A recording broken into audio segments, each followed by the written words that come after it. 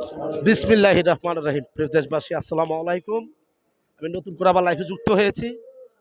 আমরা আপনাদের দোয়া এবং ভালোবাসায়, আল্লাহর রহমতে আমরা আমাদের শহীদ রাষ্ট্রপতি জিয়া রহমান সাহেবের কবর এবং আমাদের বাংলাদেশের আপসের নেত্রী, গণতন্ত্রের মা, দেশমাতা বেগম খালেদা জিয়ার কবর জিয়ারত করেছি।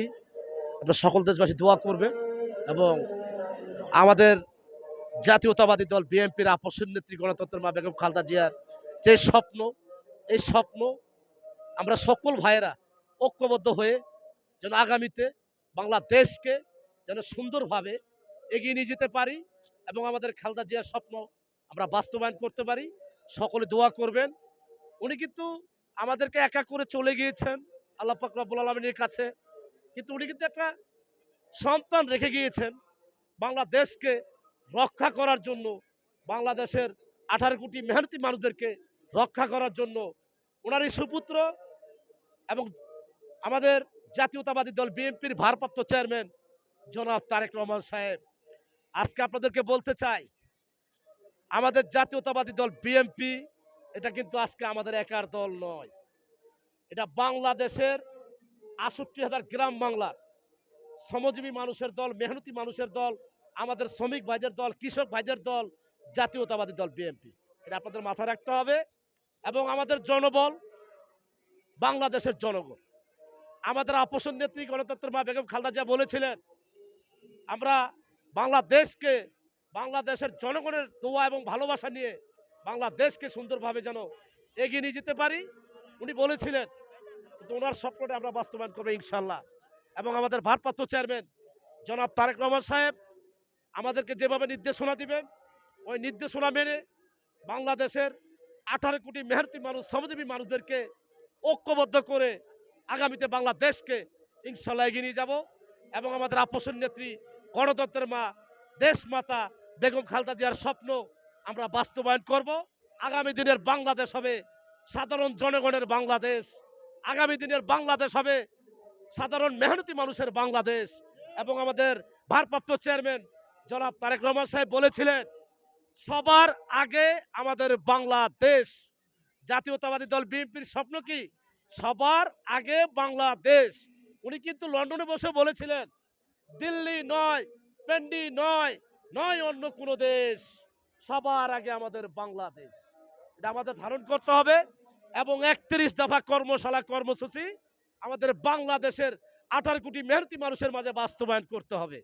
এবং আরেকটি কথা বলেছিলেন আমাদের ভারপ্রাপ্ত চেয়ারম্যান, উনি 4,000 কোটি ফ্যামিলিকে একটি করে কার্ড দেওয়া হবে এবং সেই কার্ডটি পাবেন বাংলার জনগণের ভিতরে।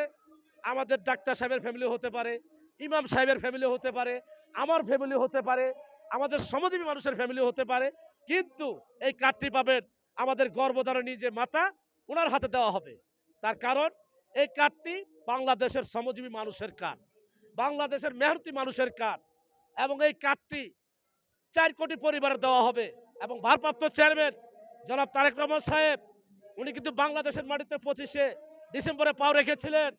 আপনারা কেউ ভুল বুঝবেন না, কারণ আমাদের জাতীয়তাবাদী দল বিএনপির ভারপ্রাপ্ত চেয়ারম্যান সেই আগের তারেক রহমান নয়। সে বাংলাদেশে এসেছে আমাদের শহীদ রাষ্ট্রপতি জিয়া রহমান সাহেবের কপি হয়েই বাংলার জমিনে 25শে ডিসেম্বরে পাও রেখেছেন আমাদের সেই ভারপ্রাপ্ত চেয়ারম্যান জনাব তারেক রহমান সাহেব। এবং তেলবাস নেতা, টিস্যু নেতা, এটা আমাদের ভারপ্রাপ্ত চেয়ারম্যান জনাব তারেক রহমান সাহেব পছন্দ করে না। বাংলাদেশকে যারা ভালোবাসে, দেশের মানুষকে যারা ভালোবাসে, ঠিক তাদেরকেই আমাদের ভারপ্রাপ্ত চেয়ারম্যান জনাব তারেক রহমান সাহেব মূল্যায়ন করে। এবং বাংলার জনগণকে যারা ভালোবেসে দোয়া নিয়ে বাংলাদেশকে যেন এগিয়ে নিয়ে যেতে পারে, সেই নেতৃবৃন্দ ভাইদেরকে আমাদের ভারপ্রাপ্ত চেয়ারম্যান জনাব তারেক রহমান সাহেব ভালোবাসে। আপনাদের মাথা রাখতে হবে, তেলবাজি, টিস্যু নেতা এটি বাংলার জমিন আর চলবে না। এটা আমাদের ভারপ্রাপ্ত চেয়ারম্যান জনাব তারেক রহমান সাহেবের নির্দেশ।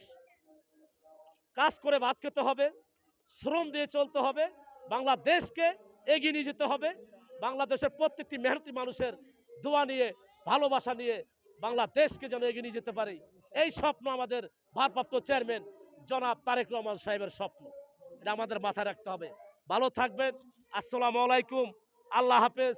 বাংলাদেশ জিন্দাবাদ, জাতীয়তাবাদী দল বিএনপি জিন্দাবাদ।